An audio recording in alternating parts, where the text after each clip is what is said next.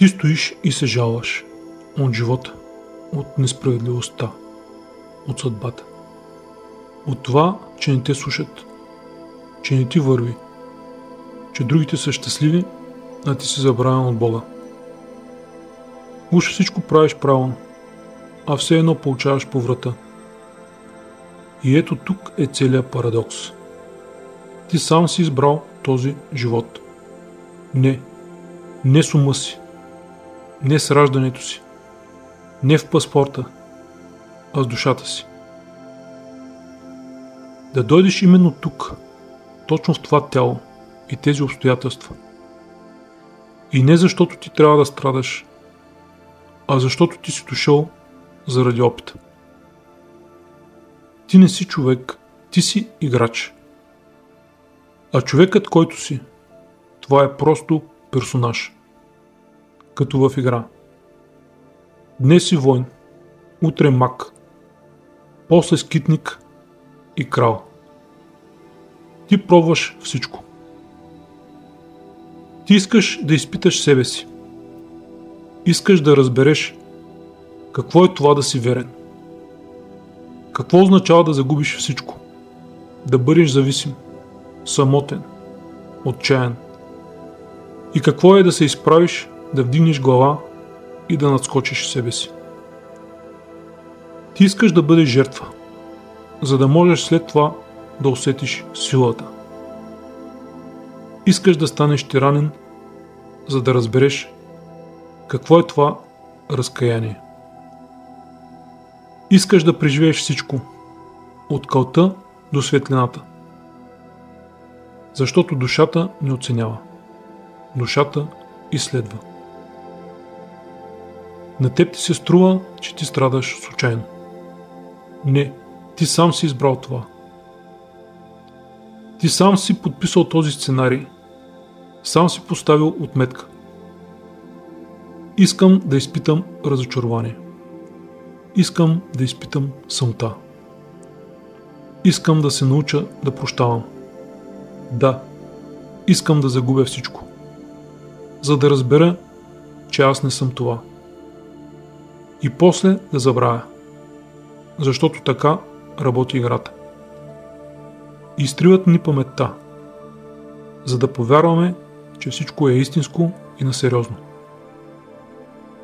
За да може болката да е истинска. Изборът да е искрен. И животът да изглежда като истински, а не като игра. Защото без опит няма израстване. Ти сам си избрал родителите си. Сам си избрал страната, езика, тялото и външността. Ти си знаел, че ще бъде трудно, но си поел по този път. И сега, когато ти е тежко, знай, ти не си наказан, ти си в сценарий, който сам си одобрил. Ти си мислиш, че страдаш просто така, заради лошата си съдба. Заради родителите си, които не са ти дали любов.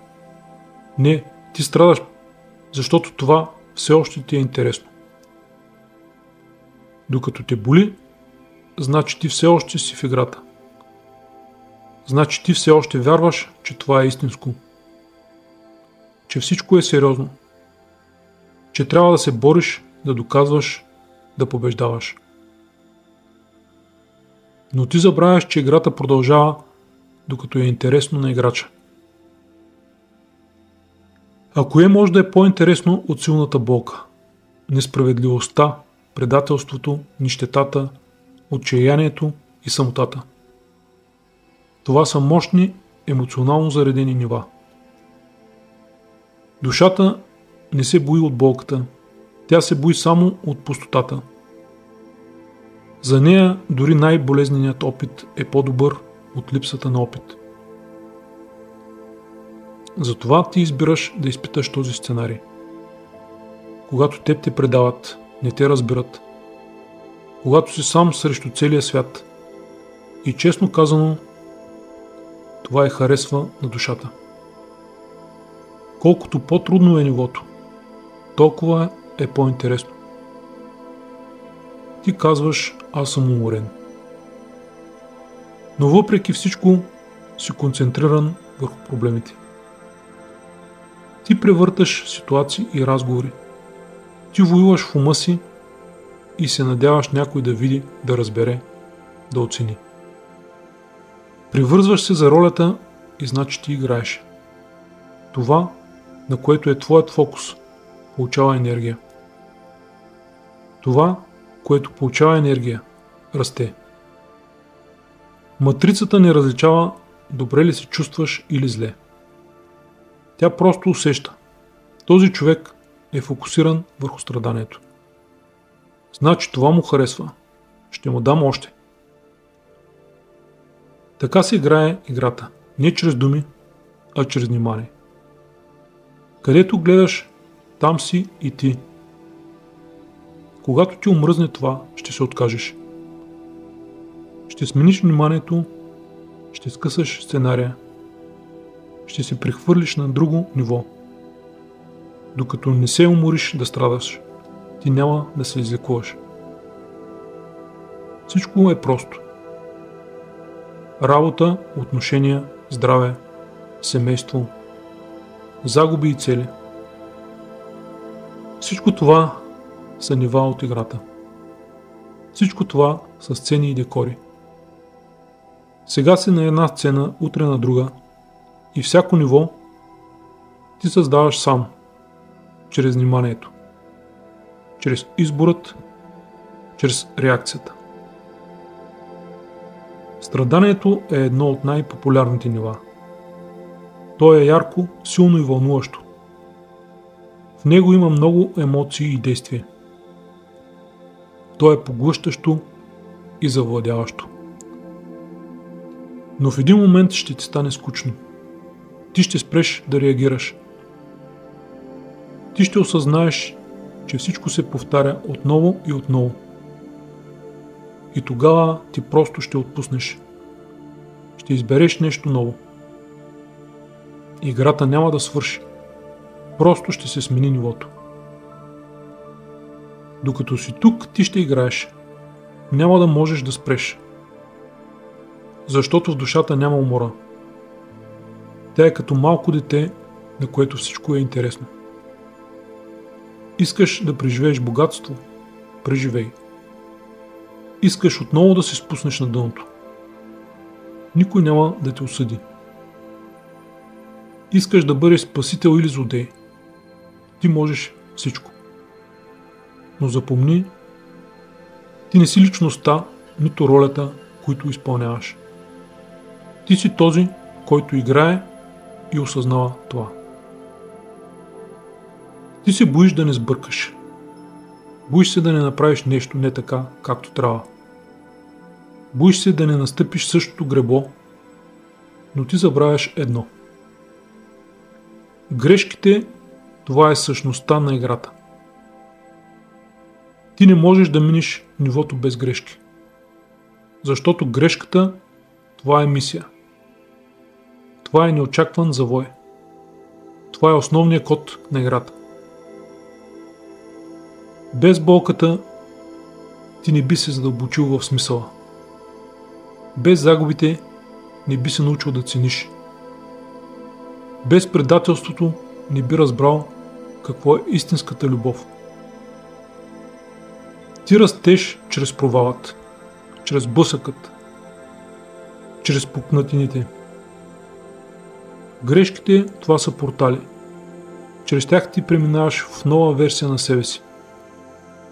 Със всяка крачка все по-малко илюзии и повече разбиране. По-малко страх и повече свобода. И ето какво ти трябва да разбереш. Ти не трябва да си идеален. Ти трябва да си жив. Ти не трябва да направиш всичко правилно, а трябва всичко да почувстваш, да преживееш. Играта не е за безупречност. Играта е за опит. Ти не можеш да загубиш. Ти само можеш да научиш повече. Да видиш по-надълбоко. Да разбереш по-нашироко. И когато минеш това ниво, ще отидеш на ново и отново грешки, отново израстване и така до безкрайност. Ти започваш да се връщаш достъпа до това, кой си бил и кой си сега. До това, защо си тук. Ти не си в задънена улица. Ти си малко преди завоя, който не виждаш. Сега ти е трудно, значи нивото е важно. Всичко, което се случва, не е наказание, а сценарий. Престани да чакаш играта да свърши. Тя няма да свърши, но ти можеш да промениш правилата й. Искаш нов живот. Смени старата маска. Скъсай сценария, който си преживял. Престани да се държиш за болката, която вече си осъзнал, и избери нова. Ти не си жертва. Ти си играч, ти си режисьор, ти си творец. И това не са красиви думи. Това е инструкция. Ти сам си избрал тази игра, а сега избирай каква да е следващата. Ти можеш да избереш точно сега, да не се бориш, да не страдаш, а просто да избереш нова роля, нов персонаж, нова играчка, ново аз. Ти не си длъжен да бъдеш идеален. Ти просто можеш да бъдеш себе си и да помниш инструкцията. Благодаря ти, че си на този канал. Ако си изгледал видеото до край, значи ти вече не спиш. Помни, че само ти избираш какво да преживееш. Бъди осъзнат във всеки един момент и до скоро.